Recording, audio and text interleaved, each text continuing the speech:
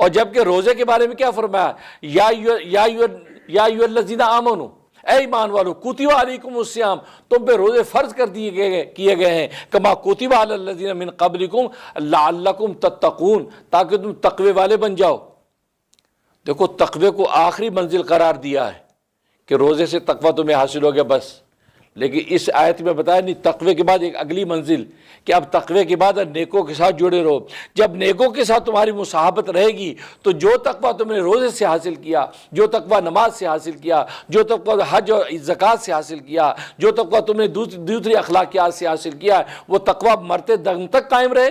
اس کا طریقہ ہے کہ تم نیکوں کی صحبت میں رہو، نیکوں کے ساتھ تمہارے روابط رہیں۔ جب نیکوں کی صحبت رہیں گے تو بھی صحبت صالح ترا صالح کند، صحبت طالح ترا طالح کند۔ امام رومی رحمۃ اللہ علیہ فرماتے ہیں صحبت تو ایک ایسی فطری چیز ہے کہ بے جان چیزیں بھی اس کا اثر لیتی ہیں۔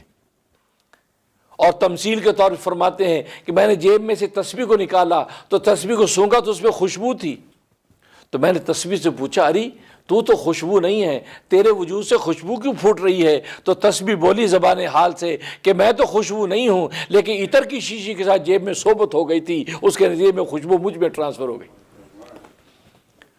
فرمایا کہ مٹی کے اوپر پھول پڑے تھے، میں نے مٹی کو اٹھایا، مٹی کو سونگا، اس میں پھولوں کی خوشبو تھی، میں نے کہا تو پھول نہیں ہے، تیرے اندر پھولوں کی خوشبو کیسے ہے؟ تو زبان حال سے بولی میرے میں تو خوشبو نہیں، کچھ دن میری صحبت پھولوں کے ساتھ ہو گئی تھی، وہ پھولوں کی خوشبو میرے اندر آ گئی۔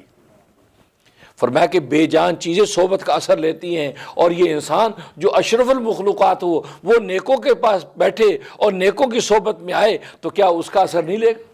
یقینا اثر لے گا۔ اس لیے اللہ تبارک و تعالی نے فرمایا وَكُونُوا مَعَ الصَّادِقِينَ، سچوں کے ساتھ جڑ جاؤ۔ اور معرفت جب مل جاتی ہے تو پھر دنیا کے اندر پھر دل کی آنکھ سے اپنے اللہ کو دیکھتا ہے، اور آخرت میں جب پہنچیں گے تو جنتوں کے اپنے سر کی آنکھ سے بھی دیکھے گا۔